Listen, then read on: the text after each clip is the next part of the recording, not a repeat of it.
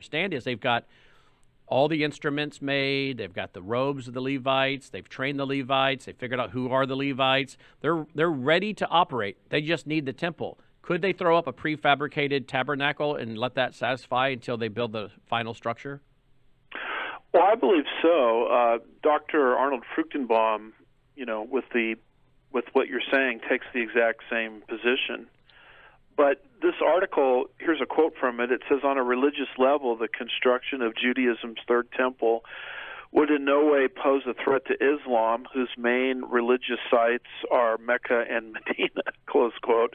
And this is something that's very interesting because when you go through that Temple Institute in Jerusalem that you're describing, and I've been there several times myself, when you ask them about the Dome of the Rock, they just sort of act like, well, that's no big deal at all.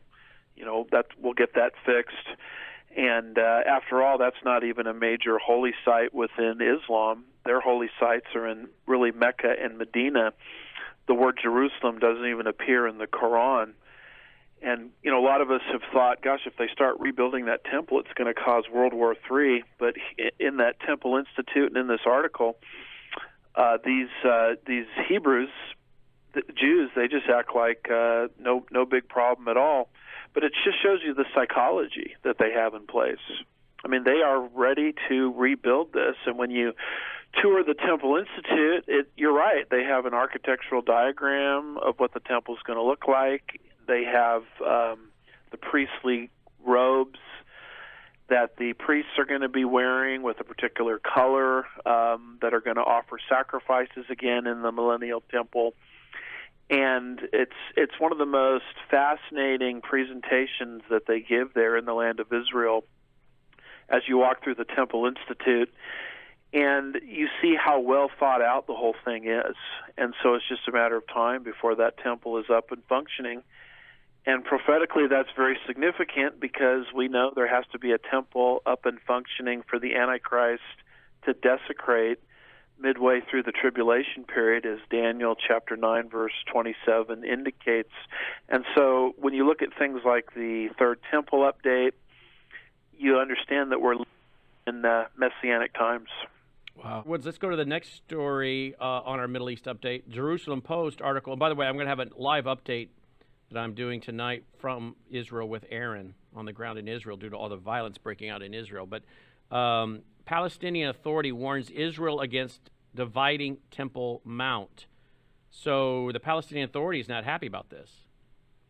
Yeah, the Palestinian Authority knows exactly what the Jews are getting ready to do. The article says, quote, Palestinian officials believe that Israel is planning to divide the Temple Mount in the same way the Cave of the Patriarchs in Hebron is divided into both a mosque and a synagogue, close quote. So they know that Israel is planning to divide the Temple Mount and rebuild the temple on part of the Temple Mount. And the whole world, even most of Christianity, seems to be asleep to what they're about to do, but the Palestinian Authority knows exactly what they're about to do, and they're reacting accordingly, as we see here in this Jerusalem Post article. All right, here's another one. This is, I guess, under the heading of Gog Magog. Erdogan on Jerusalem. We hope such actions won't be repeated in the future. Turkish president criticizes Israel's actions amid tensions on the Temple Mount. Well, you notice, Brannon, with all these articles, the focus is the Temple Mount. Yeah. Every single article that we've looked at here. Yes. And I've heard it put this way, and this analogy has always, made sense to me.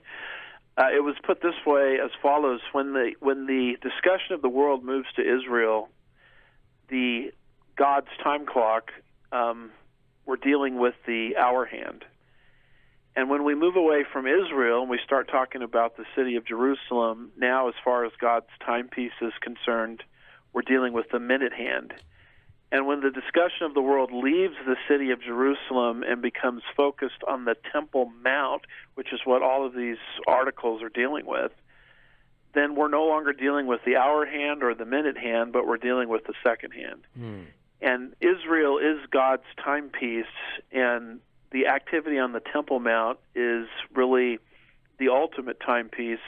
and it shows you how very, very close, we are to the end of the age. And, of course, here's activity on the Temple Mount, and it had to do with kind of an uprising there on the Temple Mount, and Israel took care of it, and that invokes the wrath of Turkey, who's condemning Israel's actions. And that's interesting because we're not just dealing with the Temple Mount, but we're dealing with one of the major players in the Gog Magog invasion. When you go through Ezekiel 38 and 39, 4 of the players represent Turkey. And so God wants us to keep our eyes on Turkey. So here is Turkey hostile towards Israel involving the Temple Mount. And so I found that to be very exciting. So we did a temple update. Then now we've moved on to Gog Magog. Here's another one under Gog Magog. Russia warns Israel. Hand over Jerusalem compound immediately. Hey, this is another one of the players in the Gog Magog scenario. The article is about Prime Minister Bennett must immediately follow through on a promise given to Russia by his predecessor, Benjamin Netanyahu, and transfer ownership of a Jerusalem church to Moscow. Yeah, this is interesting. In 2017, Russia requested that Israel officially transfer ownership of a church. Now, that would be a Russian Orthodox church, and its compound to Moscow.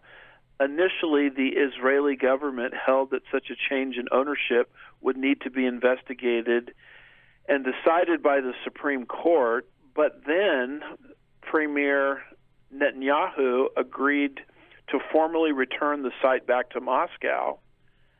However, after taking office, Bennett, that's the new prime minister, reportedly ordered that the decision be reversed and the matter once again be determined by the Israeli Supreme Court. So what do we see here? We see tension between Rosh, one of the players in the Gog Magog invasion, and Russia.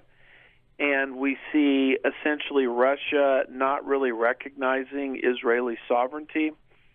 Give us this church back kind of mentality, the same Russian mentality that won't recognize Israeli sovereignty over the Golan Heights, won't recognize Israeli sovereignty or the Jerusalem, I should say, as the capital of Israel. I think we've covered that issue on your show before, and here's just another example.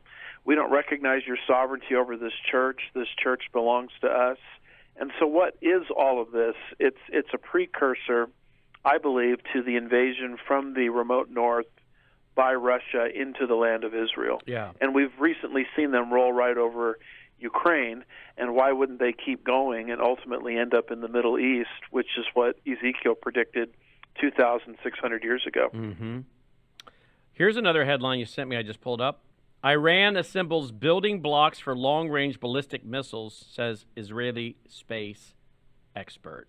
At the end of the day, all missiles, including space launchers, are built by Iran's military industries, and all of the industries belong to the IRGC, which would be the Islamic or Iranian Revolutionary Guard Corps. The connection was always there to begin with, says this expert. You want to comment on this, please? Sure. Yeah, Iran's space program uses ballistic missile technology to launch spy satellites into orbit around the Earth, this expert says. It's seen by observers as a guise for the further development of future intercontinental Iranian ballistic missiles, which could threaten Europe in the first stage, and potentially, it says in the article, North America in later development stages. And the expert says that's the Iranians, have the building blocks to build an intercontinental ballistic missile. And I'm sure this is an issue that has been covered on your show by one of your experts, Dr. Peter Pry.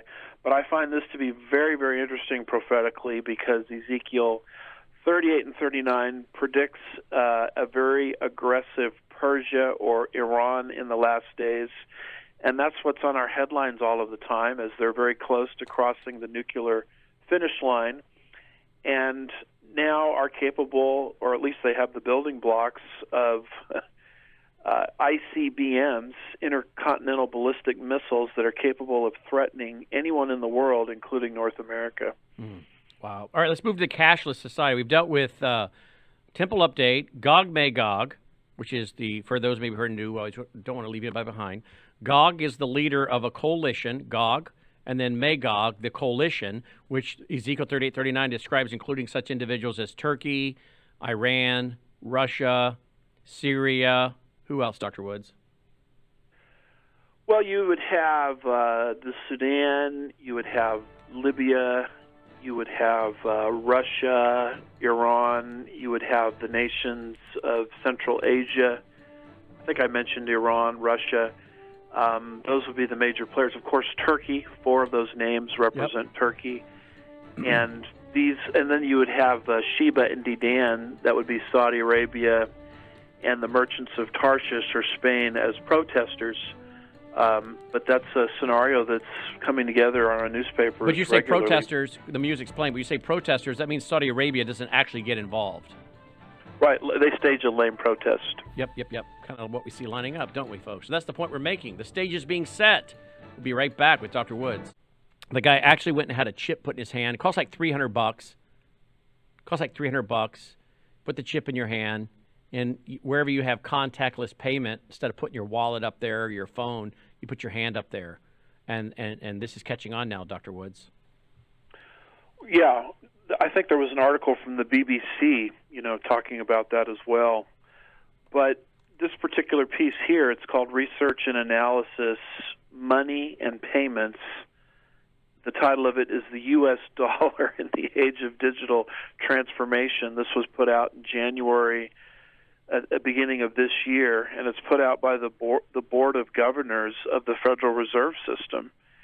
And as you go through this, it's about 40 pages, and you can find this easy online and just download it to your Kindle or your whatever device you use. And they talk very openly here about the death of the dollar, the need to replace the actual physical dollar with the digital dollar. And of course, we know that the digital dollar is now, being proposed in the House of Representatives. And we know that Biden had an executive order out recently telling various agencies to move us into the digital dollar. So this sort of thing reminds me of the Lockstep report that we've reported on, which came out in 2010, which is sort of a blueprint of everything that we began to experience with COVID and the lockdowns and the masks beginning in 2020. And lo and behold, there's a similar research and analysis in print related to this digital dollar in the age of transformation. And so the plan to phase out cash and move us into a digital economy is right there in print for the whole world to see. And of course, we see that as prophetically significant based on what Revelation 13, 16 through 18 seems to predict. Yep, that. Well, it's kind of interesting that kind of stuff is dominant now in Europe, where the Bible has been kicked out of their society and out of their churches in most cases a long time ago. So you're dealing with a population that has no knowledge of the prophetic scriptures.